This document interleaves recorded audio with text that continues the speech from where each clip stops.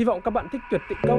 Nếu các bạn cảm thấy hay, hãy like và subscribe ủng hộ cho kênh của mình để mình có động lực để làm các video về du lịch, review về flycam và những cảnh quay về flycam, các cách thức bay, kiểu bay. Cảm ơn các bạn đã theo dõi kênh của mình. Now it's finished. Okay, we will continue, right? Okay, bye bye. Bye bye. Bye bye. Bye bye.